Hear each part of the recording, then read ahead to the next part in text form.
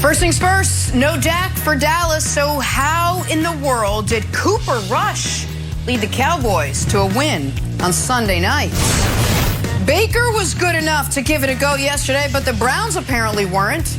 Is it time to panic after losing to the Steelers? And Mac Jones and the Patriots picking up a wild win out west. Good Monday morning, everyone. Welcome to First Things First. Who's back? You see that? Jenna Wolfe, Nick Wright, Chris Broussard, and the guy gloating down in your bottom right, maybe it's bottom left, still haven't figured it out. It's only been 2 years. Kevin Wildes, your Patriots clearly en route to the playoffs, just the way you picked it on Friday. When you picked it, you did it, buddy. Oh, no, you didn't pick it. He picked the Eagles. No, you didn't pick it. That's right. He picked Detroit.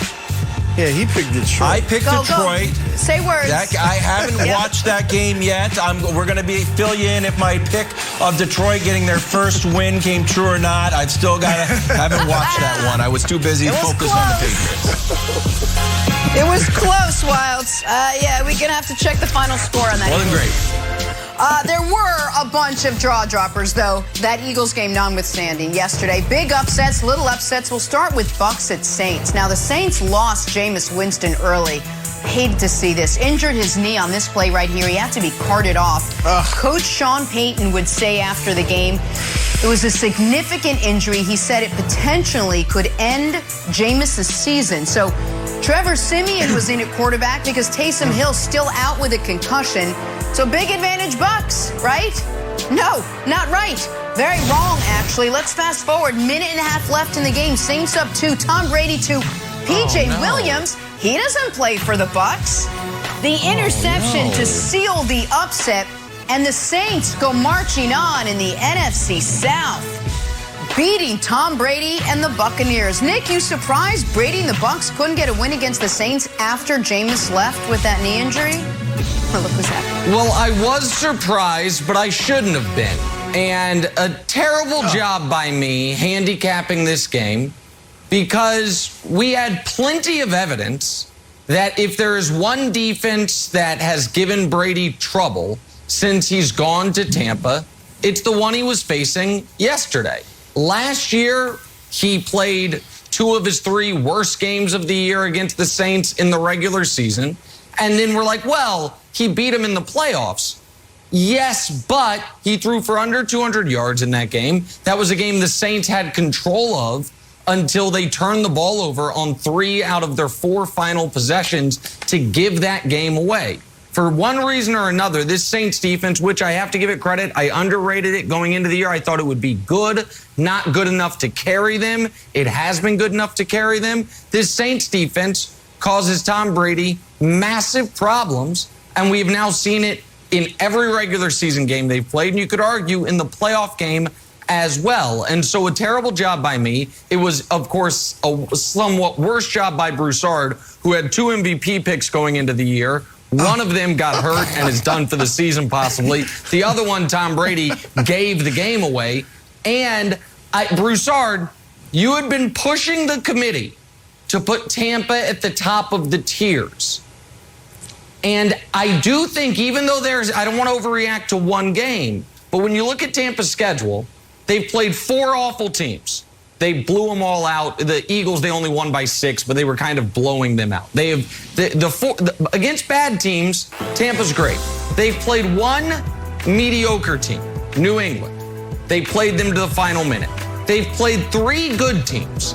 Dallas, who they beat in the final seconds, and then the Saints, who I have to call a good team right now, and the Rams, both of whom beat them by multiple scores.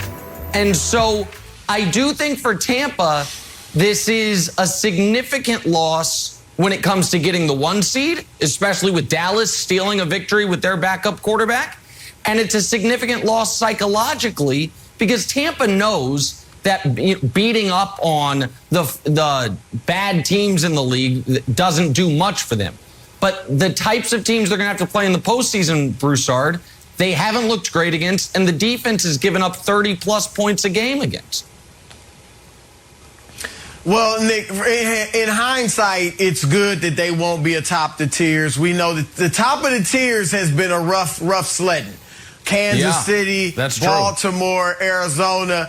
And we know who's going to be atop the tiers. There's only one possibility this week, so we'll save that for another time. But of course I'm surprised. And you mentioned how Tampa Bay has given Brady some trouble.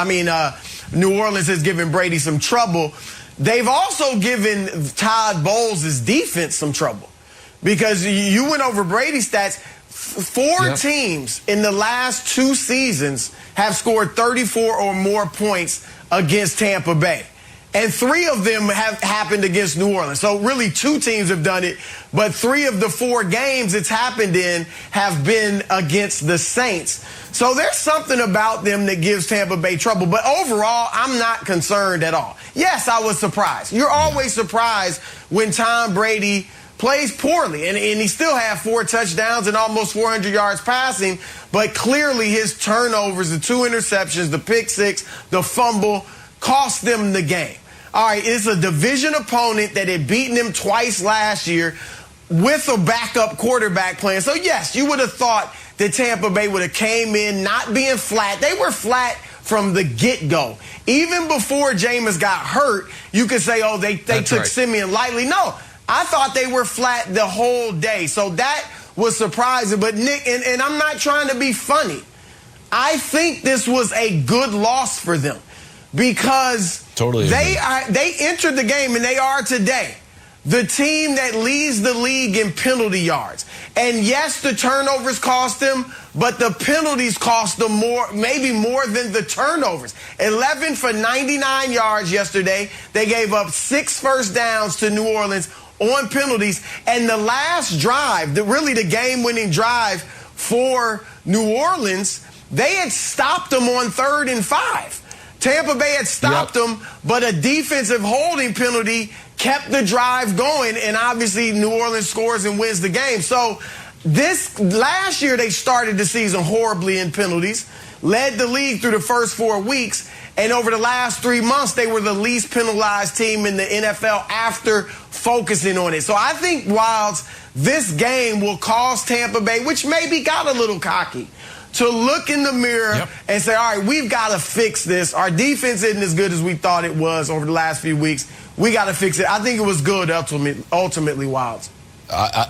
I agree. Don't forget, they had that interception nullified. They had back-to-back roughing the passer penalties, really dumb penalties.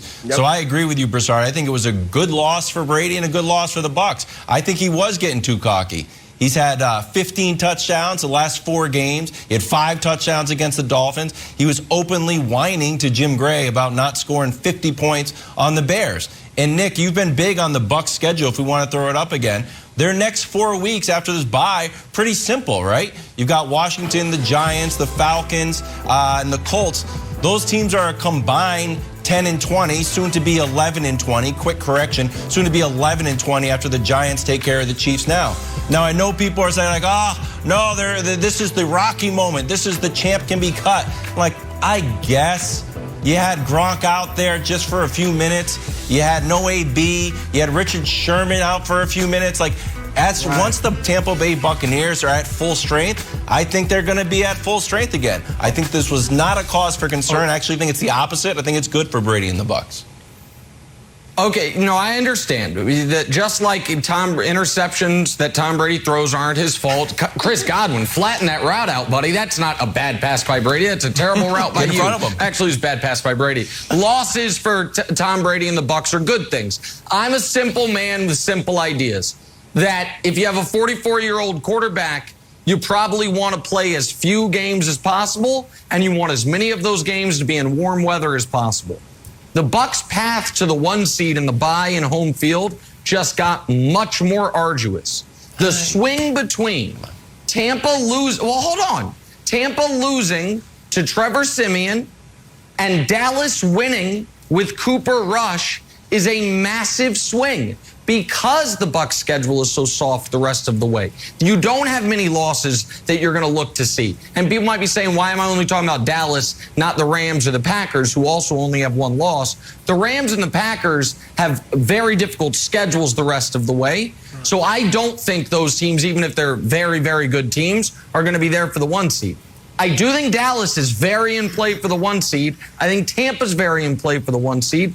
I think that is a big loss for them. And last point, Jenna, Wild said when they're fully healthy. I don't know if Gronk's going to be healthy. Like Gronk, that he missed time, came back, and then didn't finish the game is concerning if you consider him a key part of the Bucs attack.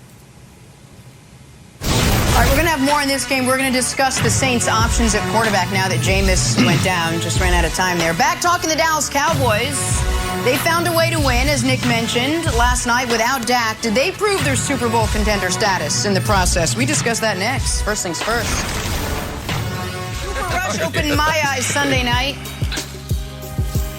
If you missed it, the backup quarterback threw 2 second-half touchdowns, led the Dak-less Cowboys to a win over the Vikings. Boys now 6-1, but Chris Broussard, who opened your eyes in Week 8?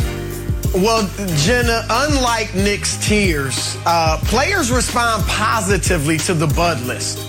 I couldn't be prouder of A.J. Brown. Since he went on the Bud list 3 weeks ago, he's gone from being one of the most disappointing receivers in the league to arguably the best receiver in the league over the last 3 weeks. 25 catches, 379 yards, 2 TDs since being on the Bud list in his last 3 games. And look at this yesterday. Huge game against the Colts. They needed every single yard. And you don't see his 57-yard touchdown reception in the second quarter that tied the game at 14. 9 catches, 98 yards in the second half. They needed it all, Nick, because Julio Jones was out. And Derrick Henry was held to just 68 yards, 2.5 yards per carry for Henry. So they needed A.J. Brown to be spectacular. He was. And the good news, Nick, is that 3 Chiefs were on this weekend's Bud list, and they play tonight. So I expect big games from Pat Mahomes, Frank Clark, and Chris Jones. So before you poo-poo the Bud list, just be happy that they were on it. Because good things are coming, my man. Tonight. No, I would never poo-poo the Bud list. And this is one of the reasons that I'm so glad to have Broussard as a teammate is because I can continue to learn from him. Because he's created a list where it's heads I win, tails you lose. If you're Chris Broussard, where if the guy plays well, the list motivated him, and if he plays poorly, it's C, he's under duress, he's not like, so either, no matter what happens, as long as the person on the list plays, Broussard looks like a genius. It's a really smart gambit by him that I gotta give him credit for. I'm gonna go to Carson Wentz as an eye-opener. Listen, there are people, it's a very short list, but there are people on television who know a slightly bit more than me about football. However, they all seem to know nothing about Carson Wentz because I am so tired of otherwise smart football people, some former players, some former quarterbacks who pretend like Carson Wentz one day is going to wake up and not be Carson Wentz. Every single week I turn on shows and they're like, oh, look out for the Colts. Carson Wentz, I don't know if you've seen, he stopped turning the ball over. And he's like, oh, let me make up for it by having the worst turnover in the NFL this season. Maybe any season. High game in my own end zone. How about I throw a left-handed pass to a defensive lineman? Or that's a linebacker or safety, pardon me. All the same. Doesn't matter who he's throwing it to as long as it's not someone on his team. Guys, Carson Wentz is this. The only time he's not this is when he's wearing a hat instead of a helmet because he's injured. The Colts, had they won this game, they'd be 1 game back in the standings and had split with the Titans. Instead, they're 3 back in the standings, have been swept by the Titans, and they're done.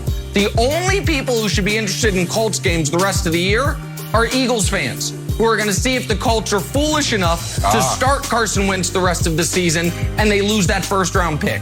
But I'm just so tired of these guys being like, oh, the arm talent. The arm talent from Carson Wentz. I'm worried about his brain talent because he just makes indefensible decisions weekly, Wilds. What? Oh, I'm not allowed to. I'm not allowed to question his football. Well, to be fair, we're talking about the arm talent. No, let's be fair. When they talk about the arm talent of Carson Wentz, that's his right arm. Left arm, no one really talks about. So he threw that one with the left arm. Yeah. That was the problem. The arm talent's usually the right arm. Left arm, not so good. That's a good point. Hey, my eye opener, Mike White. Halloween, usually a confusing day around MetLife. Are you in costume or are you wearing a bag over your head like the rest of the 8 games that you go to? But Mike White, 405 yards, 3 touchdowns, passer rating of 108. Now, Jenna, I'm not saying there's a quarterback controversy in New York. But I'm not saying there's a quarterback controversy in New York after listening to Coach Robert Saleh's post-game comments. Take a listen. We'll go day to day, but anything's possible, right? Anything's possible. So it goes back to that whole theory of the difference between player A and player Z is an opportunity and reps. That's what this league is. That's professional sports. That's why they come out of nowhere. Someone gets an opportunity. And what Mike does with his opportunity is he's got the world in front of him. He's just got to take advantage of it. Broussard, smart answer. Okay. I actually think it's probably the wrong answer. I think the correct answer is Zach is our guy. We love Zach. Mike played great, but we all know the future of New York Jets football lives and dies with Zach Wilson. He didn't say that. So I think a quarterback controversy is brewing, bubbling, a little brush fire. How would you describe those comments? No, I agree wholeheartedly with you, Wiles. I read a column today in the New York newspaper that compared Mike White to Tom Brady. Mike White. Yes. Not. He's going to be didn't say he's going to be the next Tom Brady, but it did mention him in the same sentences plenty of times in the story. And that's New York. And you say that in New York, what Saleh said, and it's going to spark controversy. Look, here's a level-headed approach. This, Nick, and I think you disagree with me, Nick. I just think this notion that just because a quarterback is drafted in the first round, he has to start from day one. You got to start him or you wasted a pick. No, that's not the case. At this point, maybe Mike White, after 3 years on the scout team in Dallas and learning all he's learned from Dak and the coaching staff, maybe he's more ready than Zach Wilson right now. Doesn't mean Zach won't be good or great going forward. No, it would, actually. And slow down. Really? No, that's ridiculous. Yeah. If he's not better than Mike White, stop throwing quarterbacks in when they're not made the ready. wrong pick. That's what they need to do. Oh, my God. Okay. All right. A number of things here. First of all, I don't know who wrote that column you're talking about in the New York newspaper, but he's obviously not Tom Brady. He catches passes thrown to him, unlike Butterfingers Brady. Well, I'm not in the Super Bowl. I can't make the catch. Doesn't matter. But more importantly, on this, guys, Robert Saleh, I like you. I think you deserve way more credit than you get for that Niners team making the Super Bowl. This is worse than Nick Sirianni's opening press conference. This is worse than Dan Campbell eating kneecaps. This is the worst. Come on. Of course it is. No. You can't open the door that Zach Wilson is going to lose his job to Mike White. And whenever folks are like, to Broussard's point, they're like, Aaron Rodgers didn't start right away. Yeah, because Brett Favre was there. Oh, Patrick Mahomes didn't start right away. Yeah, because Alex Smith, who had taken the team to the playoffs, was there. Yes, we have instances. Tom Brady didn't start right away. Drew Bledsoe was there. Not Mike White, who none of us had heard of before Zach Wilson went down last week. None of us. It's insane. I follow him. It's insane. Many of us heard of. By the way, Jets have the Colts this week, so this should probably blow Nick's mind. Thursday Night Football. Let's stay in the AFC East. Talk to Mac Jones and the Pats. Big win yesterday against the Bolts. Could Wild Squad sneak their way into the playoffs this season? You squint just enough. Maybe they could. We'll ask these guys next. Hey, first things first. All right, time to run the no-huddle start in Hollywood. Patriots, Chargers, and that New England defense. I mean, Wilds. That defense yesterday, oh my goodness, Jenna, picked off Justin Herbert twice, one of which got returned for the go-ahead score. Sacked him 3 times as well. If only you had picked this game as your upset alert on Friday, but you didn't, so let me continue. The Patriots defense delivering a win on a day. Mac Jones, not quite as sharp as we've seen him. 27-24, your final, just being honest. Wilds, did your 4-4 Patriots prove that they're a playoff caliber team with their win over the Chargers yesterday? Oh, Jenna. Halloween might be over, but the nightmare continues for the AFC. And just like your favorite scary movie, when the young co-ed is like, oh, I thought you were dead. I'm not. Actually, I'm 4-2, 0-2. 4 wins, 2 losses, 0 ties, and 2 moral victories. And Nick, you laughed at me when I talked about those moral victories. But now, they're coming back from the dead. And Mac Jones says, you know what?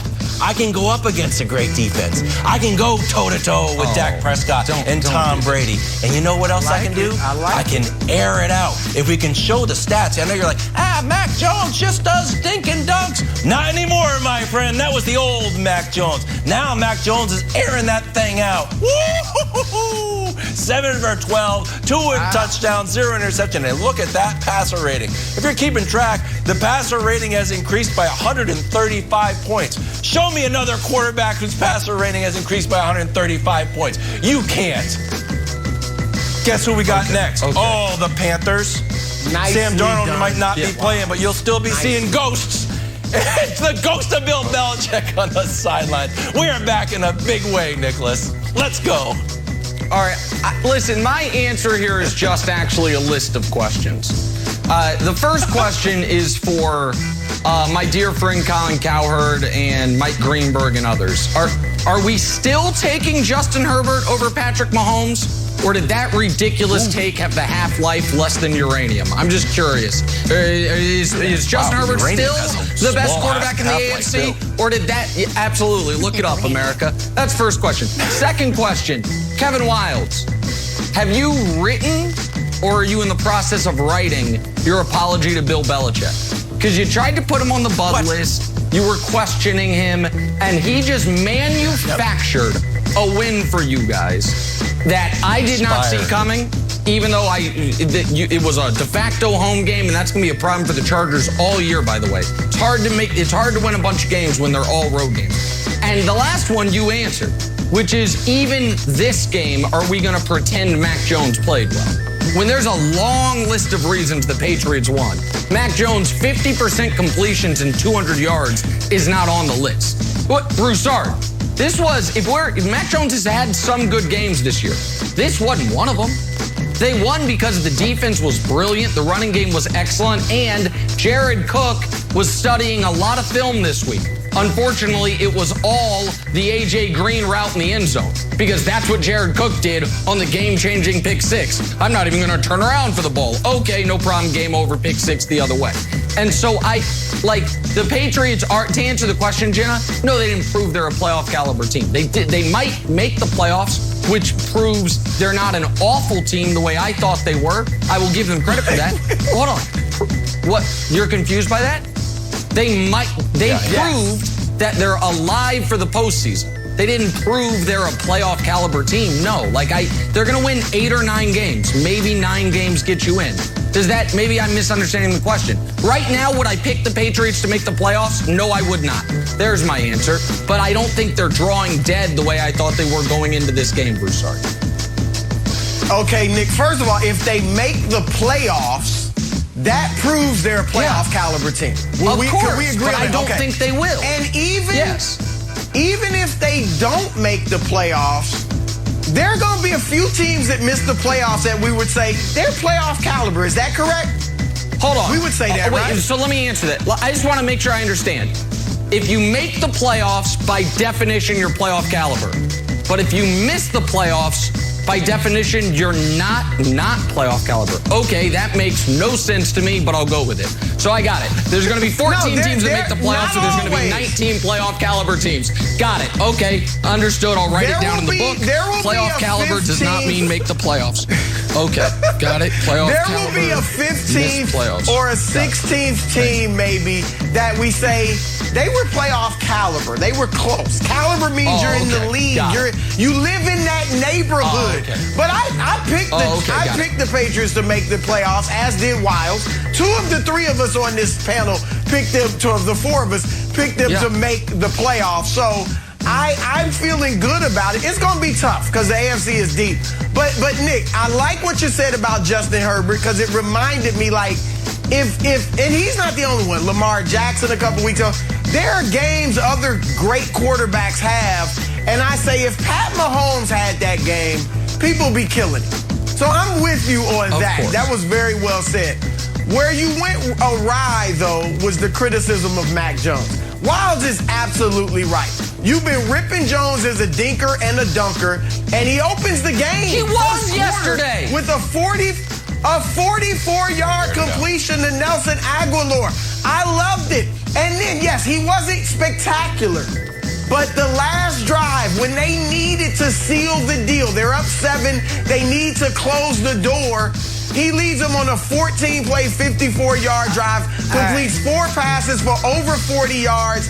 He delivers. And he delivered yesterday, Nick. Yes, indeed, Mac Jones and the Patriots are playoff caliber. You know who didn't deliver? You know who didn't? Baker.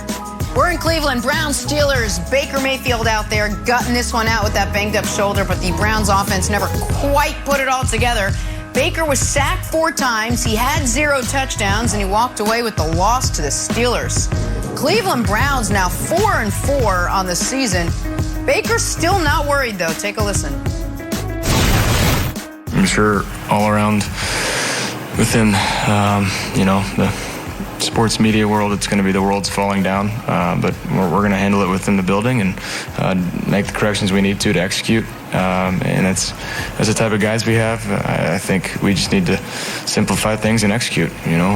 We have a good enough team. It's just that we're kicking ourselves in the foot right now, stubbing our toes, and just need to execute. Need to get that confidence, need to get that rhythm, and just build 1 week at a time. That's why I said we're going to chip away. There's no big picture mindset. We got to chip away 1 week at a time, and we'll do just that. Nick, I feel like we keep hearing the same thing week after week. We have a good enough team. We just have to put it all together. They're running out of time here. How much trouble do you think Baker and the Browns are in after falling to the Steelers yesterday? Oh, they're bordering on totally screwed. And Baker got one thing right. The sports media world is going to act like the sky is falling because the sky is in fact falling. The Browns are 4-4. And the rest of the way, if you look at their schedule, there is 1 game left. They'll be significant favorites. That's against the Lions. They have 5 games left against Baltimore, Cincinnati, and Green Bay. They have a game against the Raiders. They find the easy games. It's the Lions, and that's it. So to me, Wilds, the Browns have 2 important meetings this week. One is, where are we trading Odell? He was targeted once this weekend. He had 1 catch for 6 yards. I guess he was targeted twice because there was another one he could have got, but he didn't really go for it. It was a bad pass, and he didn't give full effort. The second one is, why did we let Baker start this game?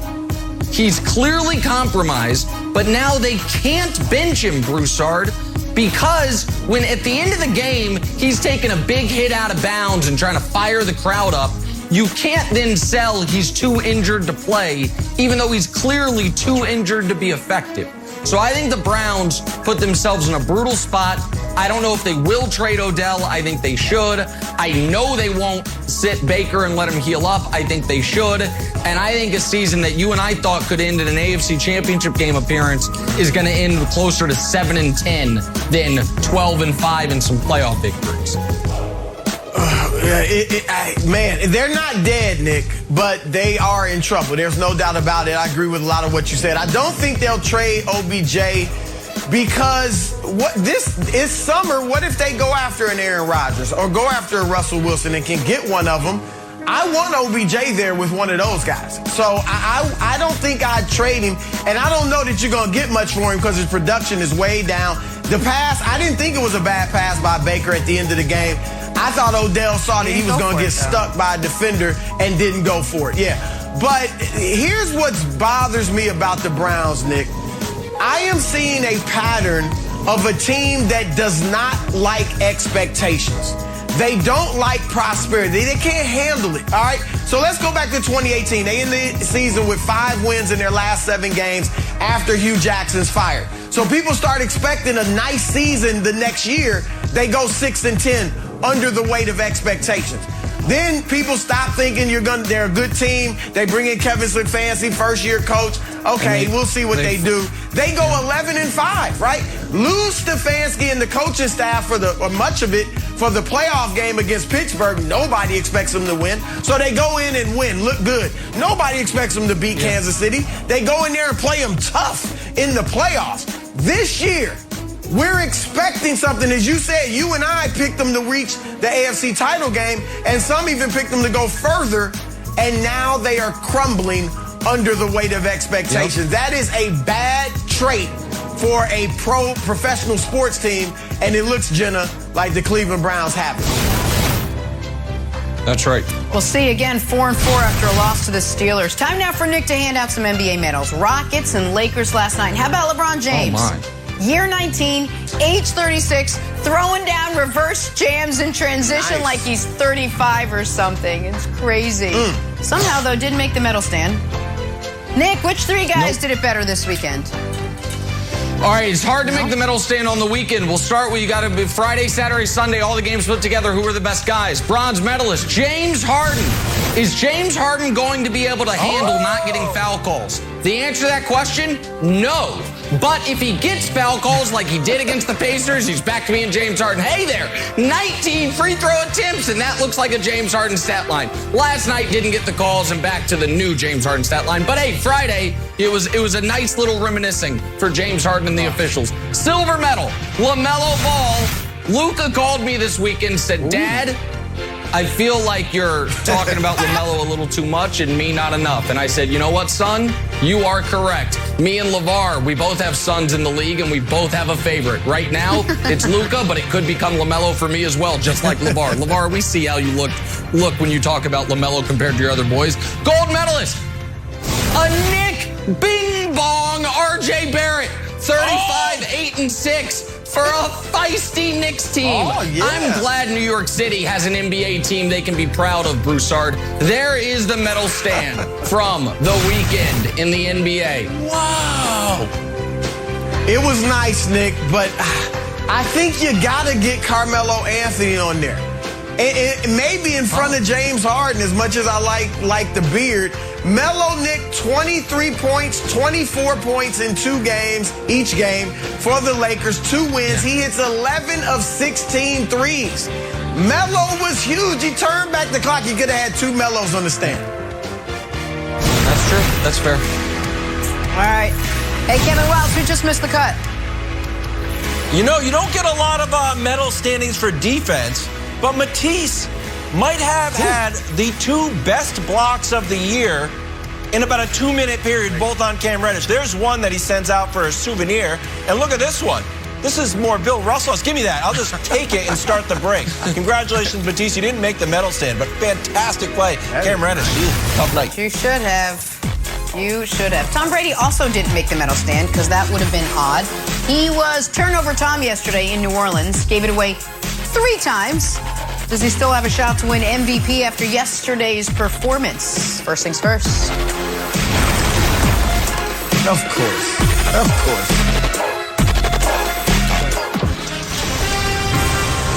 Hey, this week, catch a special Fox NFL Sunday pregame show. It's live from Annapolis, 11 a.m. Eastern.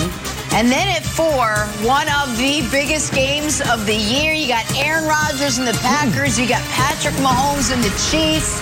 Nick invited us all over for that one. It's going to be fantastic. We all said yes. Sunday on Fox and the Fox Sports app. Hey, Terry Bradshaw stacked the cash. Jackpot has been won. Congratulations to the 5 winners who are splitting over $300,000 of Terry's money. If you missed out on the fun, do not worry. Terry running it back for Week 9. Scan the QR code, download the app, and enter the NFL Sunday Challenge contest for free. You know how this goes. The more people who enter, the bigger the jackpot gets. So get on that. All right, we got Mike Vick back with us now. We're talking Cowboys, Vikings. Dak Prescott could not go yesterday in this one. So Cooper Rush making his first NFL start for Dallas. And how about the 5-year vet? He was ready, shined under the bright lights, threw for 325 yards and 2 touchdowns, both in the second half. That second TD was a perfect 5-yard toss to Amari Cooper to take the lead with 51 seconds left. Cowboys, big win over Minnesota, 20-16, your final. Mike Vick, what did the Cowboys prove in their win over the Vikings without Dak? I mean, they proved that they can win playing defense. And last night was the prototypical game where you had to play great defense to win the game. And Cooper Rush did what he needed to do. But I found myself really excited to watch the Cowboys on every defensive possession. If this was 2020, we probably would have been cutting the TV off in the third quarter, minus Dak and the way the defense played. But I'm caught up in what the defense is doing. I love what Trayvon Diggs is doing. I'm always interested to see how Michael Parsons is moved around. Where is he playing? Is he lined up with his hand in the dirt? Is he playing linebacker? And you just see these guys just flying all over the field, and it's a beautiful thing to see. Now all the offense has to do is play consistent football. Cooper Rush didn't have to beat Dak. All he had to do was manage the game, and he did that. So collectively, overall, it just shows that this team are learning to play together. They don't need Dak to necessarily win games, but when Dak comes back, he's going to be the greatest asset that the Dallas Cowboys have ever had, because I see this team continuing to get better. And by the way, I'm not so certain Dak's going to be back next week. The Cowboys have been cagey with this injury, with the fact that they play Denver next week, then they play Atlanta, then they play the Chiefs. I think they might go slow with Dak's calf injury. But I totally agree with Mike about the Cowboys defense. Randy Gregory has had, some off-the-field struggles. When he's on the field, he's outstanding. Micah Parsons just got another tackle in the backfield. I can't remember the last linebacker to walk into this league, be able to play multiple spots, and make that type of impact as a rookie. And Diggs he got beat once, but played another good game, even though he finally didn't have an interception. So the story was the defense that after, first drive of the game allows a touchdown, and the rest of the game, they treated Kirk Cousins the way a lot of defenses treat Kirk Cousins on national television. So I give them full credit. But Broussard, I want to give credit to one other person, and it's someone I was very critical of early in the year, and that's Zeke. And you might say, Zeke didn't have a very good game. 3 yards per carry, only around 50 yards rushing. That's all true. What's also true is he won them the football game. Show the play that prevented this game from going to overtime, that prevented the Vikings from being able to get the ball back for a chance to win in regulation. That is a great play. 3rd and 11, they have it snuffed out. The defense knows that the Cowboys are not going to take a chance throwing it into the end zone in this spot because they have 3 points guaranteed. They have the perfect defense called for that play, Broussard, and Zeke just makes 2 guys miss. Remember at the beginning of the year when there was the game where it might have been game 1, where he didn't hit the corner of the end zone against Tampa, and he couldn't make. He had a one-on-one with the defensive back, and the defensive back brought him down. And that was when I was real low on Zeke. This makes up for it. He won them the game with that play. So credit to Cooper Rush for playing well enough. One of his big plays did hit a defensive back right in the chest and then bounces up, but he made enough plays. Zeke won him the game with this play. That plus the defense, that is a great win for the Cowboys. A great win without Dak. Great point about Zeke, Nick. I was actually going to bring that up, so that's a good call. The difference now and when he started the season, that just shows it right there in those 2 plays. But, I don't want to take anything away from Dallas because you guys, I agree with both of what you said on the defense to hold that offense, which has a great passing game and a great running game. And Dalvin Cook got some yards yesterday, but to hold them to 16 points is impressive. And the defense seems to be moving from just pretty good to actually being good now. And that's really all you need with Dak Prescott and that offense. So I don't want to take any credit away from them. And, you know, it feels like over the last few years and for the most part, the last couple of decades, there's always been this sense of if something can go wrong with the Cowboys, it will. Right? Something's going to happen to derail their season. And not just an injury, but just them not being properly motivated or not having the right mindset or whatever it is. They don't seem to be that in that space anymore. Like, that was a game yesterday they could have easily lost. It was a hungry Minnesota team that needed a victory, and they went in there and won with Cooper Rush at quarterback. So giving them all the props. However, Wilds, I think this is largely also about Kirk Cousins. And he's had a great year. I like Kirk Cousins. And he's had a very good year. But in prime time, night games, when they're the only game on national television, he's now 8-17 in those games. He's now 7-35 against teams that end the season with winning records. Dallas will probably make it 7-36. So a lot of this is Kirk Cousins continuing his pattern of not being able to deliver in the big moments against the top teams, Wilds. Yeah, but what are you going to do with Kirk Cousins? And I know that we're talking Cowboys, but, like, he's not so bad that you want to move on, but he's not so good that he's going to win you a Super Bowl. So, Broussard, if you were in charge of the Vikings personnel, you've got a good to occasionally great quarterback who puts up big numbers. What do you do with him? The Vikings seem to be stuck in the middle. What would you do? No, look, I agree with you. I'm not saying you got to cut him, but I'm just saying it takes just a tad bit of shine off of the Cowboys win. It was a great win, but you got to factor that in as well. All right, well, that Cowboys win stretched their win streak to 6 games, and we'll monitor what's happening with Dak and his availability for Week 9. But let's take our attention and turn it to Tampa Tom, which was a very fluid sentence. He turned it over 3 times yesterday in the loss. Saints defense opened my eyes. Who did these guys have their eyes on during NFL Sunday? I'm going to work on all my sentence structure, fragments, and all of it on the other side. First things first. Oh, the World Series that refuses to end. Last night, the Astros came back from a 4-run deficit to force a Game 6 with Atlanta. They now head back to Houston looking to extend this series. Well, the Braves just need one more win to clinch the title. I said a lot of words here. The only ones that matter right now. Game 6 of the World Series tomorrow, 7:30 Eastern, only on Fox and the Fox Sports app. Time now for some stories to start your morning, sponsored by Ram Trucks, built to serve. We've got some breaking news out of the NFL this morning. Derrick Henry could possibly be done for the season.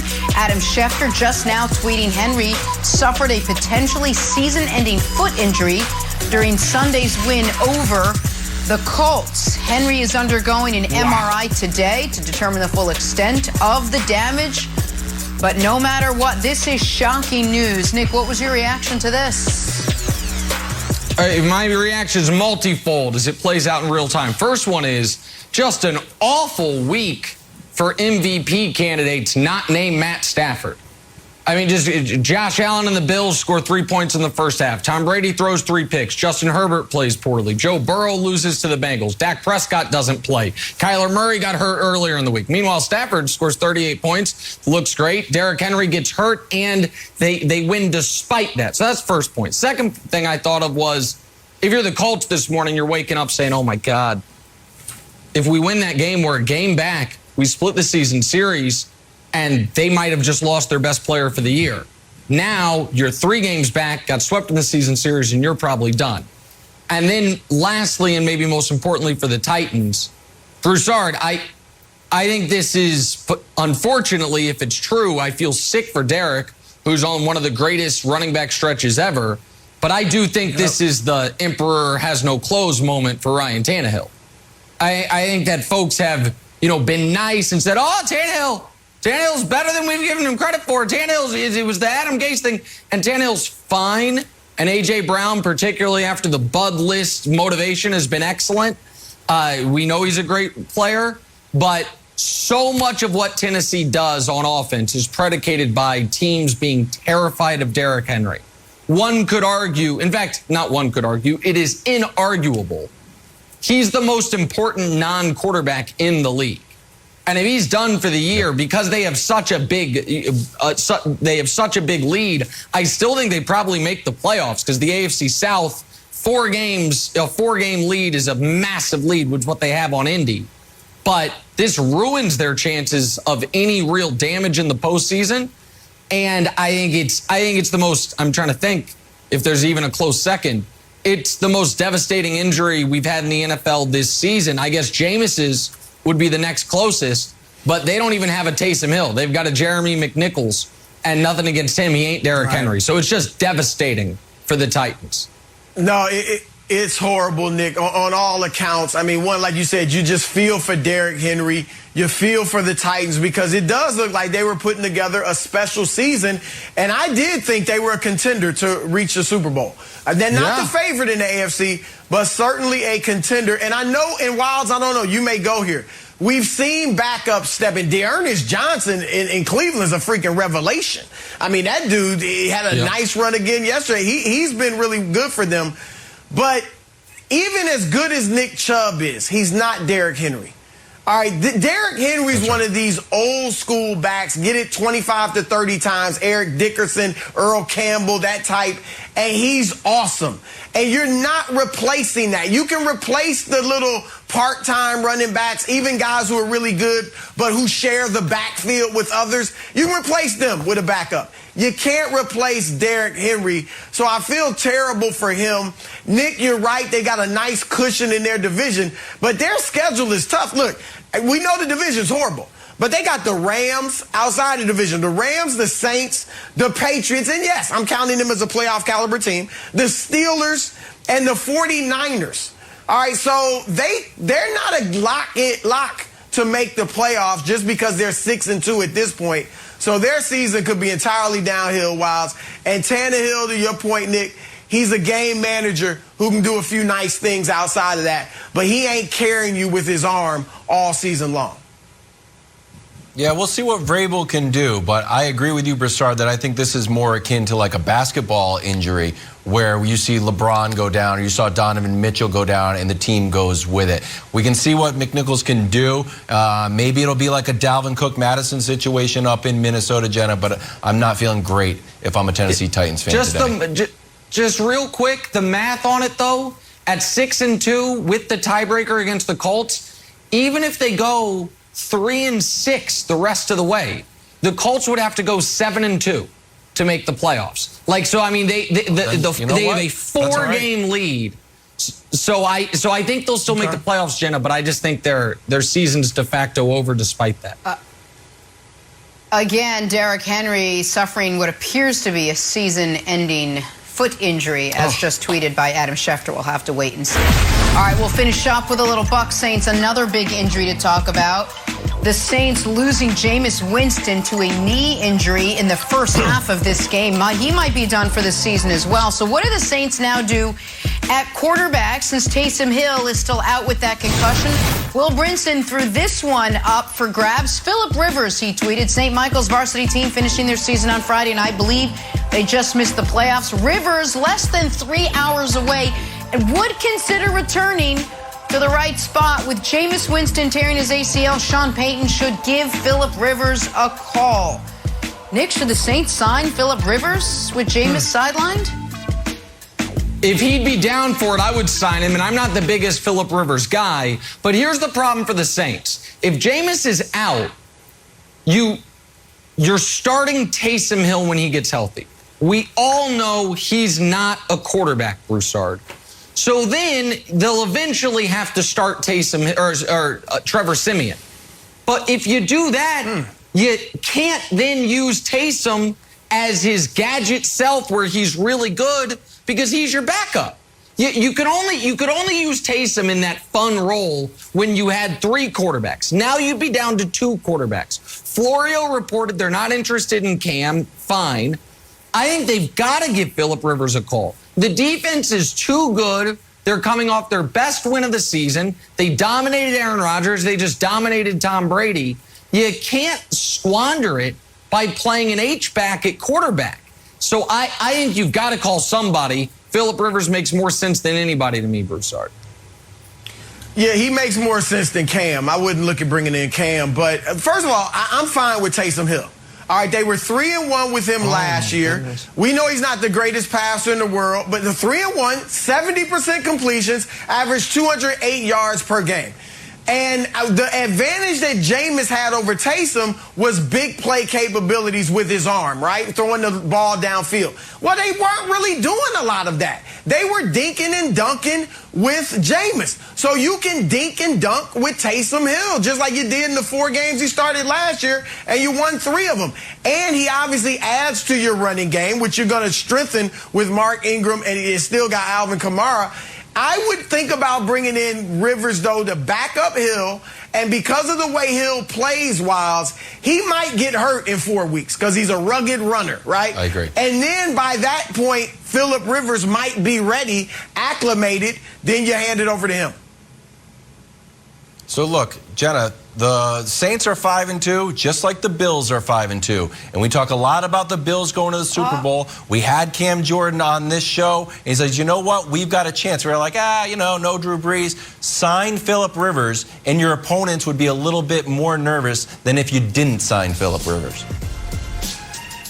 Phillip Rivers is out there. I know Florio said no, but Cam is out there as well. There are options. Nick, good luck tonight. Chiefs hosting the Giants. We'll be watching for you because we care about you. Skip and Jenny coming up next, talking about the Cowboys' big win. Budless. Without